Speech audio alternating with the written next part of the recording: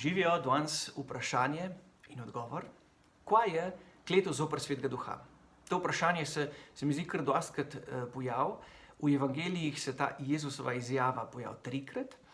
Dostikrat se pa soočam z ljudmi, ki se rečejo, pa kaj je to dejanje? Kjer greh moram jaz narediti, da grem že onkraj meje, preko katere že velja, to je pa greh zoper Svetega Duha in tle pa ni odpuščanja.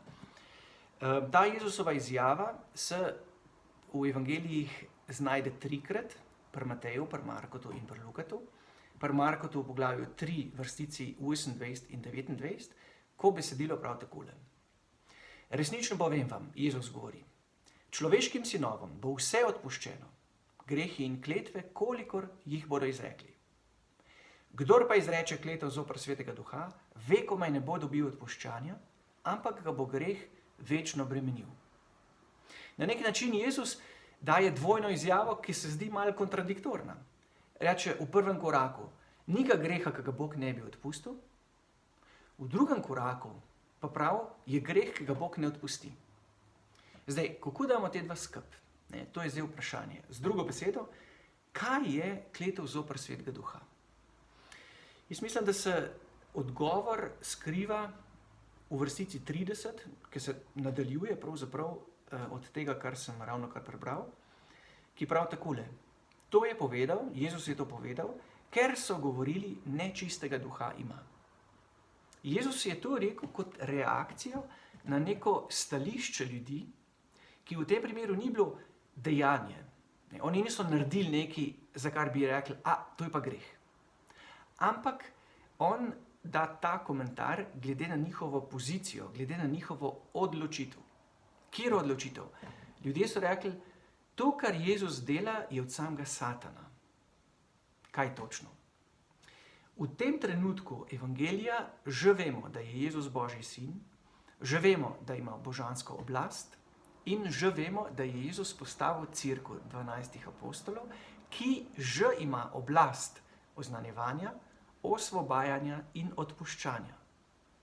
In kdor zdaj vse skupaj tu prepozna kot delo samega Satana in se odloči, da tega ne bo sprejel kot znamenje Božje ljubezni do človeka, do mene, potem te njegove odločitve Bog ne more preprečiti.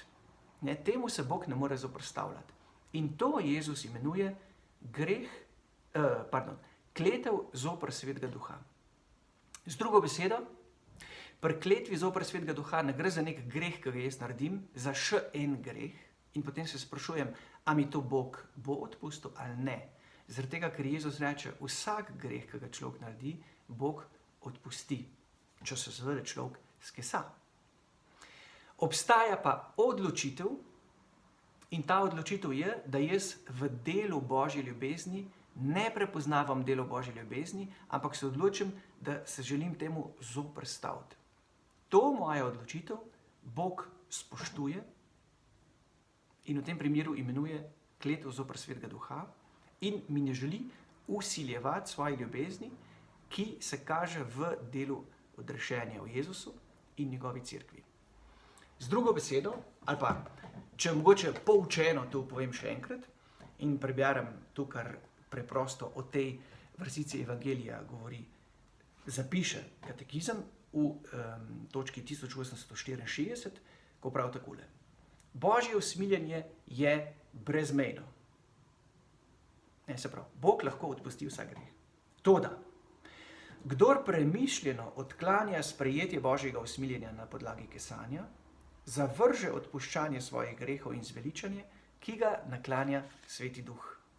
Taka zakrknjenost lahko privede k nespokorjenosti do konca in k večnemu pogubljenju. Z drugo besedo, ali pa če še enkrat povzamem, kletev zoper Svetega Duha je moja odločitev, da ne sprejmem Božje ljubezni na vekomaj. Tej moje odločitvi Bog ne more nič dodati, jo spoštuje. Na nek način so tu hude zadeve, ker govorijo o možnosti večnega pogubljenja nekega človeka. Po drugi strani je pa tu izraz Božje ljubezni, ki razgrne celotno resnico, kar spada k ljubezni, da jaz povem celo resnico. In Jezus pove celo resnico, namreč tudi ta del, da imamo svobodo in da Bog ne želi posegati v našo svobodo in v to, kako se bomo mi odločili. Ja, to je pa krasna zadeva, ne? To pa ni huda zadeva, ampak ravno nasprotno. To je pa neverjetna srčika Božjega razodetja, ki ga imamo v Jezusu Kristusu.